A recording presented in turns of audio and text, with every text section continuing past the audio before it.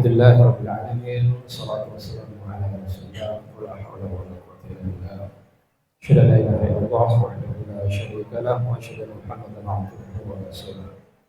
Alhamdulillah kita intinya memuji Allah Subhanahu wa taala, mengagungkan nama dan sifat-sifatnya. Salawat dan salam kita aturkan kepada junjungan kita Nabi Allah Muhammad sallallahu alaihi wasallam. Jamaah Masjid As-Sirah rahimahullah,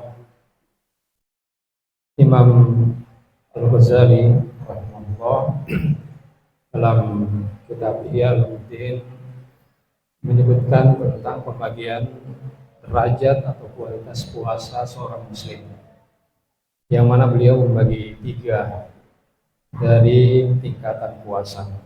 Ada yang disebut dengan shaumul umum, puasa umum, yang dilakukan oleh kebanyakan umat Islam, baik yang mengetahui hukum-hukumnya ataupun yang masih belajar atau yang tidak mengetahuinya.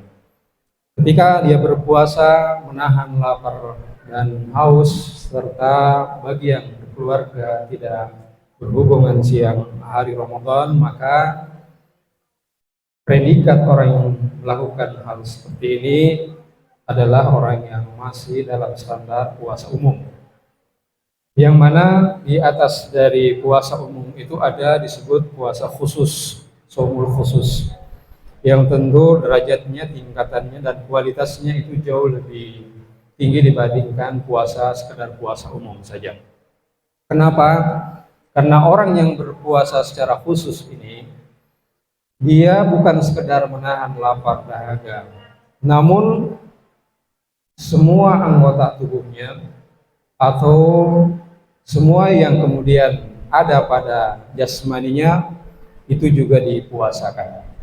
Baik itu matanya, pendengarannya, lisannya, dan bahkan hatinya. Dia puasakan itu semua karena dia ingin mendapatkan predikat orang yang dekat dengan Allah Subhanahu wa taala. Karena tentu orang yang ingin dekat dengan Allah Subhanahu wa taala, ingin menjadi orang yang berpredikat muttaqin, maka hal yang kemudian atau mesti dia lakukan adalah melakukan apa yang kemudian dicintai oleh siapa yang dicintainya, dan menghindari apa yang dilarang dari yang dicintainya.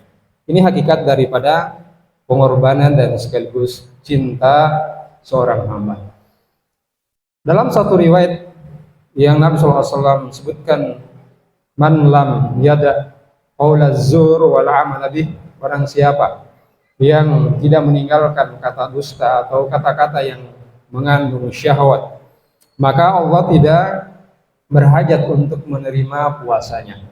Atas dasar dalil ini dan dalil-dalil yang lain, maka Imam Al-Ghazali menyebutkan bahwa ternyata puasa itu bertingkat-tingkat. Karena ada yang berpuasa namun lisannya menyakiti orang lain, maka hal ini dianggap batal puasanya, meskipun dia rasakan lapar dan dahaga, meskipun kelihatannya dia juga melakukan puasa secara umum.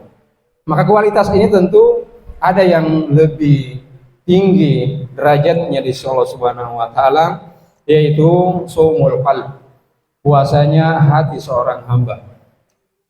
Apa yang dimaksudkan daripada puasanya hati, kata imam, adalah ketika sirrinya ya atau jiwanya, ruhnya itu tidak terganggu lagi, tidak tergoda lagi dengan hal-hal yang dapat merusak ibadahnya, yang dapat merusak konsentrasinya dalam mengarungi kehidupannya. Maka bukan sekedar puasa secara umum atau secara khusus, namun predikat yang didapatkan oleh orang seperti ini adalah predikat waliullah, orang-orang yang benar-benar pada level wali kekasih Allah Subhanahu wa taala, yang mana semua kemudian anggota tubuhnya telah dia puasakan, pikirannya bahkan hatinya, konsentrasinya adalah untuk Allah Subhanahu wa taala. Orientasinya hajatnya, cita-citanya hanya untuk menggapai keridhaan Allah Subhanahu wa taala. Maka manakala ya hati ini kemudian sudah seperti itu sejahteranya, maka tentu orang-orang inilah yang mendapatkan kesuksesan dunia dan kesuksesan akhirat. Jamaah dimulakan Subhanahu wa taala. Syekh Aid Al-Qarni ketika membagi daripada hati manusia, maka beliau membagi hati itu menjadi dua. Ada yang disebut dengan hati yang mati ataupun hati berpenyakit, dan yang kedua adalah hati yang hidup. Di mana hati yang mati ini dicirikan dalam Al-Qur'an, fi qulubihim marad fazadahumullahu maradan. Dalam hati orang-orang seperti ini ada penyakit yang lalu ditambahkan penyakitnya oleh Allah Subhanahu wa taala atas perbuatan mereka yang selalu menambah perbuatan dosa dan maksiat. Maka apa yang dilakukan benar-benar tidak bermanfaat, tidak mendatangkan faedah, meskipun kelihatannya dia melakukan peribadatan. Ketika hatinya masih kemudian berpenyakit, ketika dia mendustakan ayat-ayat Allah Subhanahu wa taala, maka dia tidak akan merasakan daripada nikmatnya iman kepada Allah Subhanahu wa taala. Di antara penyebabnya ternyata Allah Subhanahu wa taala sebutkan dalam surah Al-Baqarah ayat 88. Wa qalu qulubuna gulf bal la'anahumullah. Orang-orang yang munafik, orang-orang yang kufur, mendustakan ayat Allah Subhanahu wa taala mengatakan hati kami ini tertutup. Bukan sebenarnya, bahkan mereka telah mendustakan ayat-ayat Allah Subhanahu wa taala. Mereka mendengarkan namun tidak kemudian meresap ke dalam hati mereka. Mereka melihat ayat-ayat Allah, tanda-tanda keagungan Allah, mujizat yang telah diberikan kepada Rasulnya. Maka hati ini tidak mendapatkan pengaruh sama sekali daripada tanda-tanda ayat-ayat Allah Subhanahu wa taala, baik yang sifatnya Qur'aniyah ataupun kauniyah. Jamaah dimuliakan Subhanahu wa taala.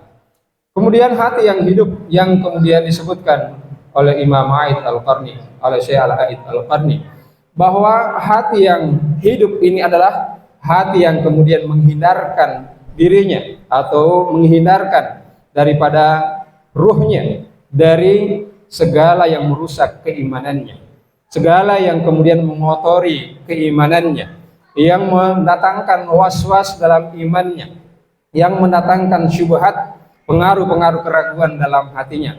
Maka orang-orang ini selalu membersihkan jiwanya dari segala was-was, baik yang datang dari syaitan ataupun dari jenis manusia. Orang-orang seperti ini akan mendapatkan hati yang hidup, hati yang menerima daripada peringatan nasihat dari Allah dan Rasulnya. Demikian pula ada hati yang hidup, di antara cirinya adalah hati yang mengagumkan daripada nama dan sifat-sifat Allah Subhanahu wa taala, yang merenungkan daripada penciptaan Allah Subhanahu wa taala dari alam semesta ini. Maka hati-hati yang ini kemudian bersinar, kemudian mendatangkan kebaikan-kebaikan, melihat segala sesuatu sebagai asalnya, wujudnya dari Allah Subhanahu wa taala, melihat segala sesuatu dan kemudian menganggap bahwa itu adalah nikmat pemberian Allah Subhanahu wa taala. Hati yang hidup adalah hati yang kemudian menerima, mendengarkan, menyaksikan daripada ayat-ayat Allah Subhanahu wa taala, sehingga Allah memberikan hati mereka hidayah, petunjuk. Wa may yu'min billahi yahdi qalbah. Barang siapa yang mengimani Allah berupa ayat-ayatnya, berupa asma dan sifat-sifat Allah, maka Allah akan memberikan hidayah kepada hatinya. Hati yang hidup adalah hati yang bercahaya, nurun ala nur, yang kemudian diberikan pancaran cahaya dari Allah Subhanahu wa taala, disebabkan ada iman yang kemudian memancarkan cahaya dan bertemu dengan ayat-ayat suci Allah Subhanahu wa taala, sehingga menciptakan nyala. Semakin besar ketakwaannya, semakin besar nyala yang keluar dari dalam hatinya, yang kemudian menjadi amal soleh bagi dirinya. Jamaah dimulakan Subhanahu wa taala. Dan poin yang terakhir adalah bagaimana kita mempuasakan hati kita agar kemudian mendapatkan predikat yang paling tinggi, puasa yang paling berkualitas, yaitu manakala hatinya dihilangkan dari segala pengaruh-pengaruh penyakit-penyakit hati yang bisa menggerogotinya, atau yang merusaknya. Penyakit hati yang paling besar yang disebutkan Rasulullah SAW adalah al-kibr, penyakit kesombongan, keangkuhan, ketakaburan yang terkadang dirasakan, diketahui atau tidak diketahui, ternyata manusia terkadang terjatuh kepada pelanggaran yang besar ini. Yang Nabi Shallallahu Alaihi Wasallam pernah menyebutkan dalam hadis qudsi, barang siapa yang mengambil daripada selendang Allah adalah ketakaburan atau kesombongan, maka Allah Subhanahu Wa Taala akan mengazabnya di dunia dan akhirat.